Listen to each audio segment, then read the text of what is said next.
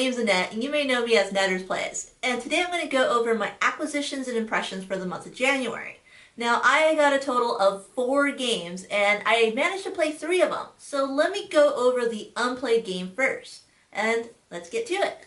So the first game I'll go over is called King's Champion. Now, I backed this on Kickstarter because it's a 2-player game, and it also has a big game in a small box.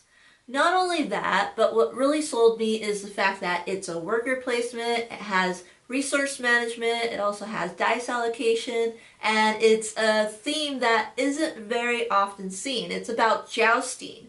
And so because of all those reasons, I wanted to back this, and also because I wanted to get my face on one of the cards too. So that was a cool little Kickstarter benefit for supporting them too.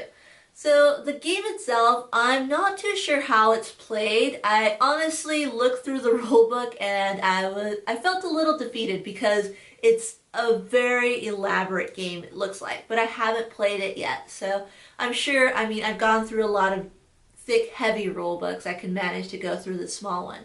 But what I really like about it is pretty much how much game there is in this small little box, and I really can't wait to play it. So hopefully, I'm really hoping this is a good one, especially since my artwork is, or my face is actually on one of the cards.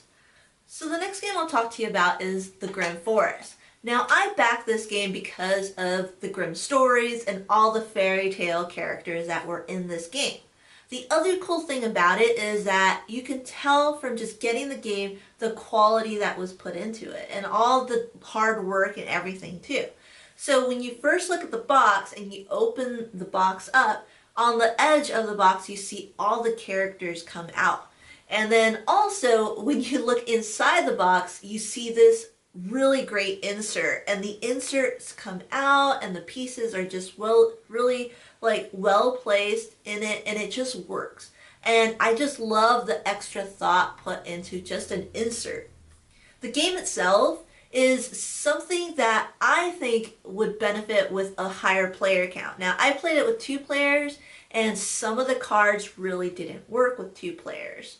And so I would take out some of the cards when you're playing it as a 2-player game, but I think after playing it like that, I just would rather play it with more players. Because in this game, what you're doing is you're pretty much betting on, or you're pretty much going to one of 3 or 4 different locations on the board, and you're doing this simultaneously and secretly from other players. And then when you pick and choose where you're going, if more than one person goes there, well, then you split the loot. But if you're the only person to go at that location, well, you get everything. And what you're trying to do is you're trying to build these little houses in the forest because you're a bunch of little pigs and you're trying to make these houses out of straw and brick and such. And the other cool thing about this game is that you have a lot of take that because you have friends that come and help you too. And they will take stuff away from your opponents, or they can benefit you in other ways.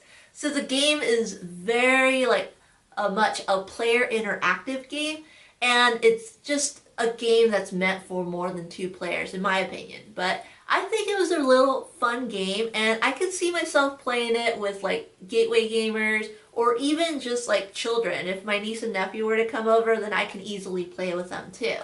So in the end, I really think that this is a great family game, and I really enjoyed it, especially with all the characters from the fairy tale classics.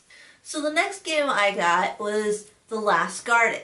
Now, The Last Garden is also another Kickstarter, and the cool thing about this game is that it has artwork from Beth Sobel, and also it has this interesting theme to it too.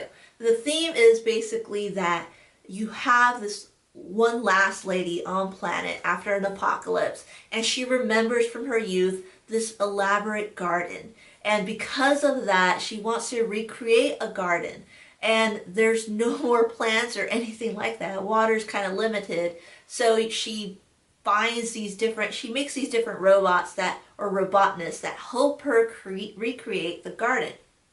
That's the theme. So I was hooked on the theme. However, the gameplay doesn't really go into the theme so much because the mechanisms in this game are pretty much an area control game with some betting. However, the board is constantly changing, and that's what I really like about this game, because on the board you have these cards that you're going to play, and it's based off of these values on the dice, and the dice are going to tell you what sector value it is. And you can change the value of the dice, you can move the gems around from one sector to another, you can place more gems in certain areas. Along with that, you're placing these robotnists in the garden, or you're placing them in different sectors in order to bet on which sector will have the most amount of gems or the most amount of color and such. So the cool thing with this game is that you constantly play a card, you change the board, and you make a bet. And by the end of that round, the board has changed so much that based on what you initially bet, well, it might not be worth many points, if any at all. And because all players have a little bit of control of the changing of the board, and of course no one has the same interest, then that's where it becomes a very cutthroat and mean game. But it's really playful and fun too. So I really enjoyed The Last Garden. It really surprised me. It's actually a really fun and great game, and I really highly recommend it. So if you get a chance to play it, you should definitely try it out. So the last game I'll talk to you about is called A Feast for Odin. Now this was my big box birthday game, and I really was looking forward to this game since I first heard about it. Now this game is just, it's probably one of his biggest games because first off, it's a worker placement. However, there are over 30 places you can place your worker. I think there's even more than that, but there's so many places that you can place your worker, and there's so many things that you can do, and it just keeps on developing throughout the game. It's like this really slow chug. And what you're doing is, well, you're a Viking, and you're trying to, of course, feed your other Vikings, but you're also trying to build your village. And you can build it in so many different ways. Like you can go into agriculture, you can also go into cattle or sheep and raise them. You can also go into making clothes, you can go into making ships and pillaging. You can do so many different things. There's so many options. And also, you can build your own village by using these tetra-shaped like tiles. And you can gather them, and then you can place them on the board, and then you can see your village grow.